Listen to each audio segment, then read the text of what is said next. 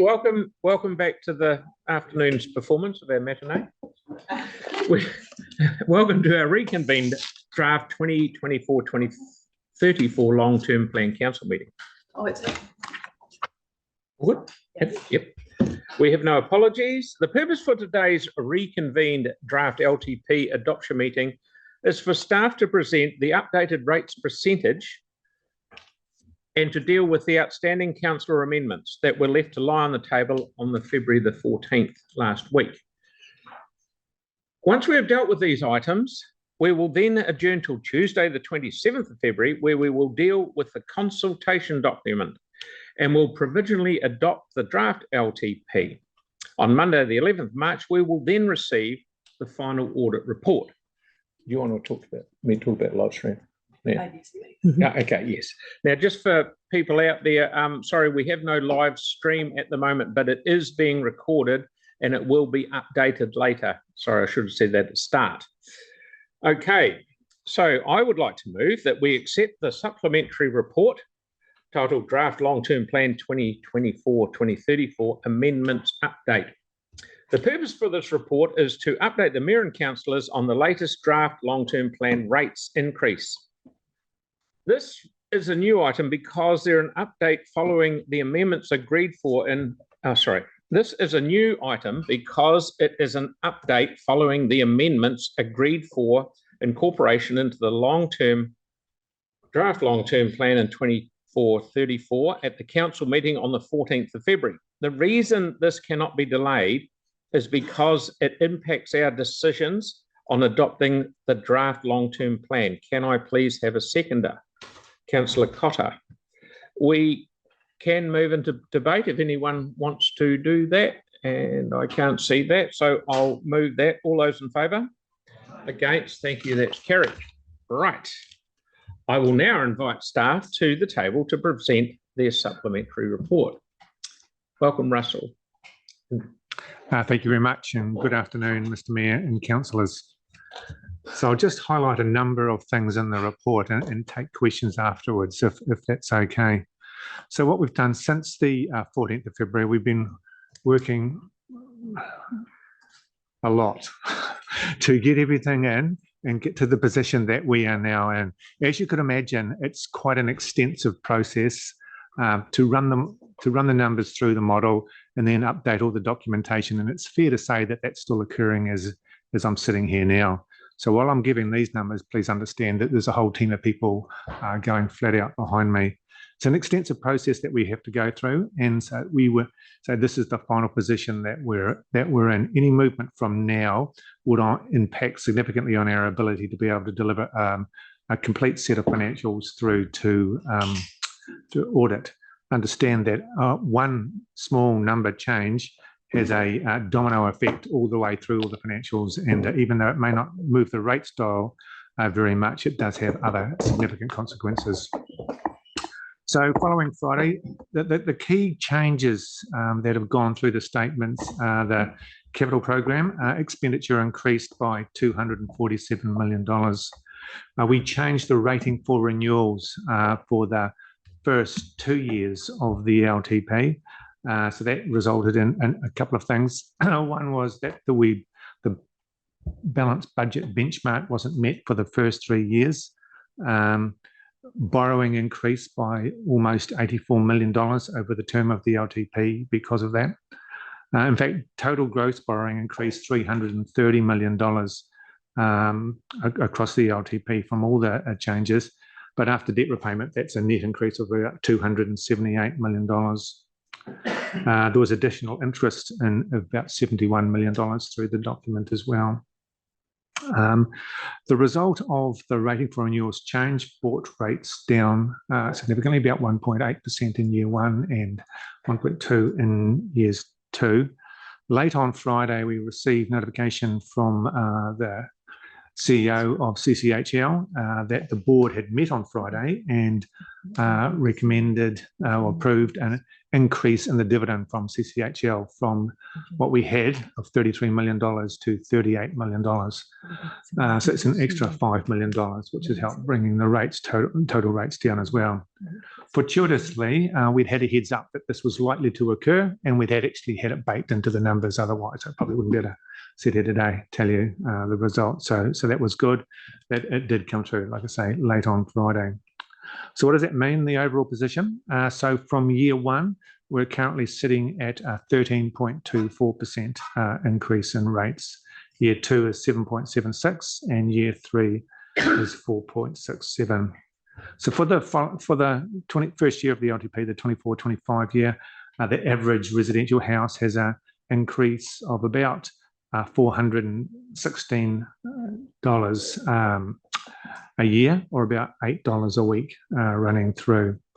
The cumulative rates increase over the 10 years is 57.8%. So that's up on what we've previously advised of the 53.6%. So we've got a table in there sort of outlining what the rates increase is going to be over the term for each of the years, and the impact flowing through that, what that looks like. And just for transparency, we've put in what we had anticipated it was going to be at the end of the current year's annual plan. That's as much as I was going to say, Mr. Mayor, but I'm happy to take any questions if there are any. Absolutely. Councillor Templeton. Thanks so much for this. I'm interested in the changes we've seen over the last sort of 4 months in the rates impact of Te Kaha. So it started out just over 3%, then it was 2.7 plus some OPEX, taking it to around 3%. Last week it was 2.3%, and now it's 2.17%. And I'm just wondering how that has happened.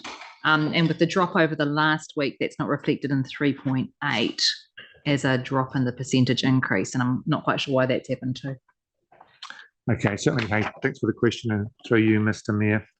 So when we were first looking at Te Kaha, we were looking at a targeted rate, and we were gathering up the costs for Te Kaha over a number of years. So what would a targeted rate look like? It was going to capture all the costs for Te Kaha.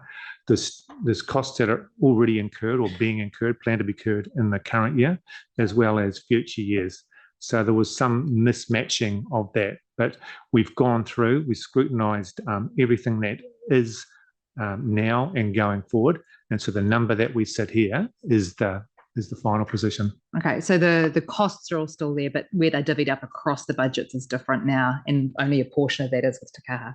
Correct. Okay. So we had stuff that was in the costs that were in the current year that we had incorporated as part of the, I guess, targeted rate if we were going to go down that option. But because we're not, then it's only what is directly for the years next year going forward. Can we get a copy of actually what we're seeing the costs of Te Kaha at, just for our information? For sure. So that's changed even just over the last week. Is that right? So in the papers that came to us last week, it was at 2.3. That was down from 2.7. And that's come in different jumps rather than just in one hit. Okay, well, I can get what the costs are going through and show the summary of what that is. Yeah, and look at the changes you've made, what you've decided to exclude, those kind of things would be good. The other thing is I'm just wondering if that 2.17 includes the OPEX or if it's just the CapEx cost, because we've decided to be clear about both. No, it is both. Okay. Correct. Right. Yeah. Cool, thank you. Okay, Rob. Anyone else got any questions? Councillor Johansson. Thanks. Does the Te Kaha rate include all the upgraded streets around it as well? Thanks for the question through you, Mr. Mayor. No, this is just the costs for Te Kaha that we've got in here, so what we can directly point to. Yep. And the other question I had is, and it's probably the same response I got this morning, but we've obviously had to incur a lot of expenditure with the Port Hill fires. So what budget provision contingency are we looking at? How do we factor that into the LTP? Not specifically. Not specifically. Any additions have been put in? No. Sorry. How do we? Like I think in the past we've had to incur costs. So how are we kind of budgeting for the Port Hills fire costs in terms of thinking? we would expect that to be coming out of current programs. If that is insufficient, then there'll be a request coming back to council to move budgets. But there's no additional costs being put in the LTP to cover that. Right. Okay. Do you think we should be thinking about that? So just to clarify, that information could come back in time for June if need be, but at the moment we have no, as Russell said, that we've got no figures to include. Okay. Yeah, the smoke has just died down. We haven't, nothing's been accumulated yet. Yeah, I guess the concern is that there'll be things in here that we won't do because we're using that money to do the response, which is obviously the right thing to do, but whether we get any visibility of that or not, or the community does. Well, I'm sure if they want some, they'll come and see us. Right. Susie, I can't read your writing. Victoria. Councillor Henstock. Thank you. Can I just get some clarification on 3.8.6, where you're talking about the headroom in 2028 is down by 170 million. You give us the to 1.06 billion. You say it's well within strategy limits. Just so I'm not dealing with that in isolation. Can you tell me where the line is? How close are we? Because I'm just struggling to put that in context. For sure. Thanks for the question through you, Mr. Mayor. Look, I'm going by memory of what the graph looks like, and there is significant space between our debt headroom and their borrowing capacity. So what this comment is saying, that has minimised a little bit, like it's got closer between our capacity and where we were. Yeah. Okay. Councillor Fields. Thank you, Mr. Mayor. Russell, what was the cumulative over 10 years again? Sorry, please, was 57. Yeah, just looking for it, I think. Yeah, 57. So 3.7, councillor, is the paragraph that it's in. So that's the compound. Correct. So Cumulative rates in 10 years will be 57% higher than they are now, based on this model. That's right. Yeah. Okay, rather than the lineal, yeah, because obviously the aggregate of the lineal numbers is not 57, right? Correct. Yeah. You've added them up, have you? Not at all. I just wanted to clarify that. No, so that's a good point. So, like I say, and that's up from the 53.6 that we'd previously advised. Okay. Any more questions? Okay, so that's the next one. So we'll now go to receive this report. Who would like to, Pauline Potter would like to move it, and I'm more than happy to second it. Thank you. Any debate on what we've just heard? Nope. I will put that motion. All those in favour? Aye. Against? Thank you very much. That's carried. So now we've got a couple of outstanding amendments. We'll now deal with amendments which were left to lie on the table from last Wednesday. I note that amendment number 71 has been withdrawn by Councillor Fields. Thank you very much. The remaining two amendments, I think there's actually another one floating around. Do you want to just talk to these, Mary, so I get them the right way around? So the first two amendments are from Councillor Harrison Hunt. The first one, Sockburn Park, is just confirming money's in the budget. So that's a standard with some notes around that. So that's a straightforward confirmation that this money's in the budget, and it's just giving it visibility. The second one is had a discussion with Councillor Harrison Hunt just earlier this morning, and the suggestion is that this one we refer to see if there is alternative funding for this rather than try to include this now and remodel the whole financials and miss our audit. And if we can't find alternative funding, for example, from the discretionary funding, the safety initiative, it could come back in June for consideration. So those are Harrison Hunt. Councillor Harrison Hunt was happy with that approach. So those are those two. Now I think there's another a new amendment that is being put up by Councillor Councillor Cotter. Yeah. So do you want to speak to that, or shall? Yes, it's information only to come back by June. because I've just noted that we currently are not inflation proofing the Capital Endowment Fund and have not been doing so for many years. I was under the impression that we stopped inflation proofing it temporarily after the earthquakes. I thought it was for 2 or 3 years, but obviously that was never reinstated. And of course, if we don't inflation proof it, we are eroding it until it will be gone. So I'm wanting some information on perhaps looking at reinstating the inflation proofing from, say, year 3. So I'm just requesting that information on what that will mean. Is that right? I need a seconder. Councillor Scandrick, second. Thank you. Neat. And so those are the only amendments that we have on the table at the moment. So, any debate on any of those? Any more questions of anyone on any of those? Should have done it the other way around, sorry.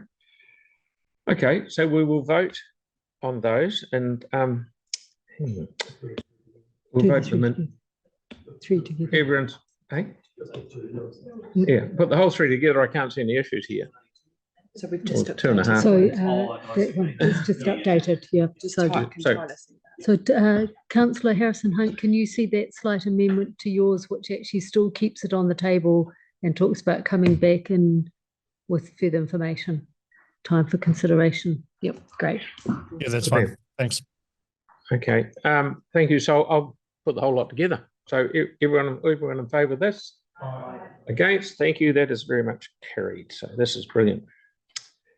By the way, Tyler, are you in a recording studio or something? Just being a youth portfolio guy, you know. Okay, good man. Good man. Well done. Well done. Okay, so I'll now adjourn the meeting until 10 a.m. on Tuesday, the 27th of this year, of February. So thank you very much.